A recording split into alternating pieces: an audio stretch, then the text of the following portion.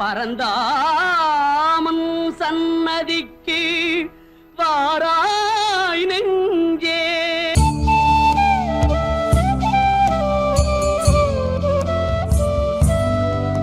என்னை ஆட்கொண்டு வழிநடத்தும் என் சச்சிதானந்த சக்குருமூர்த்தியின் திருப்பாதங்கள் கோடி கோடி நமஸ்காரம்.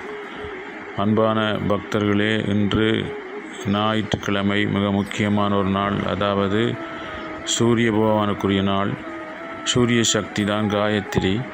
அப்படி இந்த சூரிய பகவானுக்குரிய இந்த நன்னாளில் அதிகாலை 4 மணிக்கு எழுந்து பிரம்ம முகூர்த்தத்தில் குளித்து மொழிகி விளக்கேற்றி குறைந்தது 21 தடவை என்று சொன்னாலும் காயத்ரி மந்திரம் சொல்லி ஜபம் பண்ணி உங்களுடைய சுவாசத்தை கவனித்து தியானம் பண்ணும்போது எங்களுக்குள்ள வாழ்க்கையில் ஒவ்வொரு ஆளுக்கும் ஒரு துன்பம், வேதனை, வறுமை, சாக்காடு இப்படி நிறைந்த இந்த உலகத்தில் ஒவ்வொரு ஆளுக்கும் ஒரு துன்பங்கள்.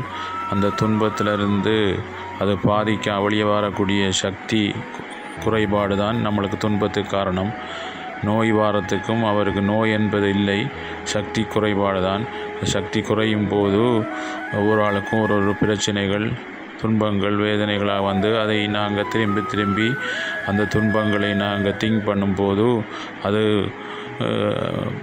பெரிய அளவில் வந்து எங்களை மட்டுமில்லை, எங்களை சார்ந்தவர்களையும் இந்த உலகத்தையும் இயற்கை சீற்றங்கள் அதுகளெல்லாம் உண்டாவதற்கான வழியையும் அப்படியானதுகள் தான் இந்த உலகத்தில் காட்டி கொண்டிருக்கு. அப்படிப்பட்ட ஒரு பெரிய ஒரு அதில் அந்த தன்மையிலிருந்து அந்த மனசக்தியை பெற்று எப்படி நாங்கள் இயங்குகிற அப்படின்னு சொல்லி வழிகாட்டத்தான் சித்தர்களும் யோகிகளும் மகான்களும் ஞானிகளும் அடிக்கடி அவதாரம் பண்ணி மண் உலகத்துக்கு இந்த வழியை காட்டினார்கள். தான் பெற்ற இன்பம் பெருக வைய கொண்டு தான் பெற்ற அந்த வழியை மண் உலகத்துக்கு காட்டினார்கள். உதாரணத்துக்கு பாருங்கள், நாங்கள் யாரோட பழகிறோமோ, உதாரணத்துக்கு ஒரு 5 பேர் குடிக்கிறவன், குடிக்கிறவனோட சேர்ந்தால் 6வது குடிகாரன் ஆயிடுவோம். அதே மாதிரி ஒரு 5 பேர் நல்லவனோட நம்ம சேர்ந்தால் 6வது நல்லவன் ஆகிற மாதிரி எந்த இடத்துல யாரோட நம்ம பழகிறோமோ அந்த குணம், தன்மை நம்மளுக்குள்ளே வரும். அப்போ எந்த சூழலில் நம்ம பழகிறோமோ அந்த சூழலில் இருக்கக்கூடிய தன்மை, குணங்கள் நம்மளுக்கு வரும். அதே மாதிரி நாங்கள் உள்முகமாக ஆன்மாவோடு நாங்கள் பழகும்போது ஆன்மா பாருங்கள் கொடுக்குற தன்மை கடவுள் உள்முகமாக. அப்போ தவம் பண்ணும்போது காயத்ரி ஜபம் பண்ணி உள்முகமாக நாங்கள் தவம் பண்ணும்போது உள்ளுக்குள்ளே இருக்கிற ஆன்மா பாருங்கள், அவர் மிக மகிழ்ச்சியான ஒரு ஆனந்தமான ஒரு பாருங்கள் பரம சக்தி கொண்ட ஒரு பெரிய ஒரு சக்தி ஒன்று நம்மளுக்குள்ளே இருக்குது. அப்போ மனிதன் நினைச்சு வாழ்கிறவர் உள்முகமாக அவன் கவனிக்கும் போது உள்ளுக்குள்ளே இருக்க கடவுள் தன்மை அவனுக்குள்ளே வரும்போது, உதாரணத்துக்கு பாருங்கள், ஒரு மாடு ஒரு ஆள் வச்சிருக்கிறார் அப்படின்னா அந்த மாட்டுக்கு 5 அறிவு. அந்த மாட்டை விட்டு வெளியே போனால் அந்த மாட்டுக்கு தெரியா பக்கத்தில் இருக்கிறார்கள், தோட்டத்தில் இருக்கிறது, அவங்க கஷ்டப்பட்டு அந்த தோட்டம் செய்த அப்படி இப்படின்னு தெரியாது. அப்போ அது போய் அந்த தோட்டம் சாப்பிட்டு அதை அழிச்சிடும். அப்போ அந்த பட்டிக்காரன் என்ன செய்யறான்னு சொன்னால் அதை ஒரு கனவுல ஒரு இடத்துல கட்டி போட்ட உடனே அந்த 5 அறிவு மூலம் அதுக்கு ஆசை வந்தாலும் அந்த கட்டி போட்டிருக்க அந்த கனவு பலமாக இருக்கும்போது அந்த இடத்த விட்டு போகாமல் அதில் சுற்றி அந்த இடத்துல மேய்ச்சல் மேற்பார மாதிரி எங்கள் 6வது அறிவு மூலம் மனிதன் செய்கிற மாதிரி அந்த 6வது மனத்தால் அறிவு 6வது அறிவு மனம்தான் நம்மளை கொண்டு இயக்குறது. மனமே மனிதன், மனம்தான் இந்த 5 பொறிகளையும் இயக்கி நம்ம வழிகாட்டுற. அப்போ மனம் பாருங்கள் எண்ணும் போது ஆன்மாவிலிருந்து அந்த சக்தி எடுக்கிறார். எண்ண அங்கே சக்தி கொடுக்குறாரு. அதாவது உதாரணத்துக்கு ஒரே கரண்டு தான் ஃபேனாகும் ஃப்ரிட்ஜாகும் வர மாதிரி அந்த கரண்ட்டு தான் அந்த ஆன்மா.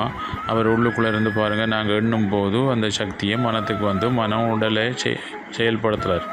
அப்போ அந்த உள்முகமாக நாங்கள் கவனிக்கும் போது இந்த மனத்தில் பாருங்கள் இந்த ஆன்மாவோட அருள் இந்த சக்தி கிடச்சி மனம் சக்தி பெறும் போது மனம் மதியாகுது. மனம் என்பது சந்திரனுக்குரியது, ஆன்மா சூரியனுக்குரியது. அப்போ அந்த சூரிய சக்தி தான் காயத்ரி.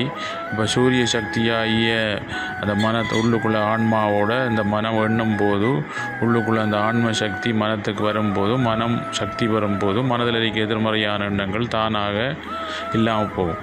அப்போ அந்த குருவால் மட்டும்தான் இந்த கர்மாக்களை கரைக்கலாம். அப்படின்னா குரு என்பது அந்தராத்மா, அந்த ஆன்மாவுக்கு பேர் தான் குரு. அவரை கவனிக்கும் போது மனம் பலமாகும் போது, மனம் சக்தி பெறும் போது மனதில் இருக்க அழுக்குகள், தேவையில்லாத விஷயங்கள் எல்லாம் போய் தேவையானது மட்டும் அங்கே இருக்கும். அப்போ அந்த மனம் மதியாகும். அதாவது மனம் விதியை மதியால் வெல்லலாம்னு சொன்னி, மனம் விதி என்பது கர்மாக்கள், அதாவது நாங்கள் மனப்பலம் குறைஞ்சி செய்யும் பாவங்கள். அப்போ அந்த மனம் பலம் கூடும்போது மதியாகும் போது பாவங்கள் கரைக்கும். அப்போ விதியை மதியால் வெல்லலாம் என்று புத்த பகவான் உபதேசம் பண்ணது தான். அப்படி நாங்கள் உள்முகமாக நாங்கள் அவரை கவனித்து தியானம் பண்ணும்போது அந்த இறைவனுடைய சக்தி எங்களுக்கு வரப்படும். ஆரோட செய்கிறமோ அந்த குடம்பாரமாக இறைவனுக்குரிய அன்பு, கருணை, இரக்கம், பரிவுகார சிந்தனை, கொடுக்குற தன்மை, இறைவனுக்கு கொடுக்குற தன்மை, அந்த கொடுக்குற தன்மை வரும். அப்படிப்பட்ட சக்தி வரும்போது, உதாரணத்துக்கு நாங்கள் பாடசாலையில் படிச்சிருந்து ஒரு பீச்சில் கடற்கரை குளிக்க போகும்போது எங்களோட வீட்டில் ஒரு ஆளுக்கு யாருக்கண்டான நம்ம அப்பா அம்மாவோ மாமாவோ யாருக்கோ அண்ணாவுக்கோ பயமாக இருக்கும்போது, அந்த போகும்போது கூட்டாளிமாரோட போகும்போது அந்த கடலுக்கிட்ட போன உடனே நாங்கள் அந்த பயம்ன்ற எண்ணம் வீட்டு எண்ணம் வரும்போது ஓடி வர மாதிரி நாங்கள் ஒவ்வொரு நாளும் கவனித்து நாங்கள் உள்முகமாக தியானம் பண்ணும்போது இந்த உள்ளுக்குள்ளே உள் சக்தி உள்ளுக்குள்ளே ஆன்மாட சக்தி வந்து எங்களை இப்போ தீய வழியில் போடாமல் அவரை காப்பாற்றக்கூடிய தன்மை இருக்குது.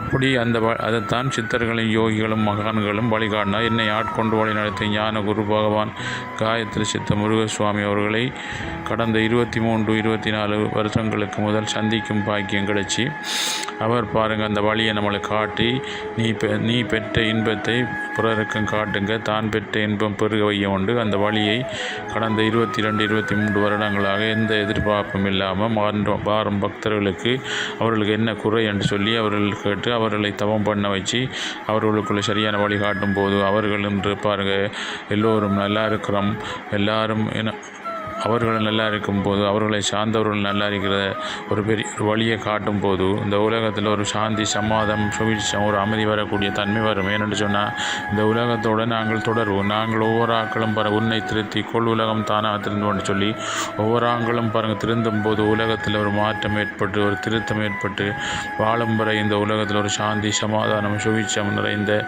ஒரு வாழ்க்கை வாழக்கூடிய வழியாக இந்த உலகத்தை அமைக்கக்கூடிய தன்மை மனிதனுக்கு உண்டு. அப்படிப்பட்ட வழியைத்தான் சித்தர்களும் யோகிகளும் மகான்களும் ஞானிகளும் காட்டினார்கள். அப்படிப்பட்ட வழியைத்தான் என்னுடைய குருநாதர் காயத்ரி சித்த முருகசுவாமி அவர்கள் இந்த கலியுகத்தில் இயந்திரமான உலகத்தில் காயத்ரி மந்திரம்தான் கடக்கக்கூடிய மந்திரம். என்ற மந்திரங்களின் நான் காயத்ரி என்று சொல்லி சாஸ்வதமாக காக்கும் கடவுளாகிய கிருஷ்ண பரமாத்மா சொன்னார். அப்போ காயத்ரி மந்திரம் சொல்லும் பகவானை காக்கும் கடவுளான ஆன்மாவோட தொடர்பு கொள்ள வச்சு எங்களை கனவு நிலை, விழிப்பு நிலை, உறக்க நிலை, இந்த 3 நிலையை உள்ளுக்குள்ளேருந்து பாதுகாக்கிறவர், ஒரு விழிப்பான நிலையில் எங்களை வச்சிருந்து ஞான நிலையில் வச்சிருந்து காப்பாற்றக்கூடிய ஒரு வழி நம்மளுக்கு நிச்சயம் கிடைக்கும். என் குருநாதர் ஆசீர்வாதம். நீங்கள் எல்லாம் நல்லா இருப்பீங்க. சந்தோஷம்.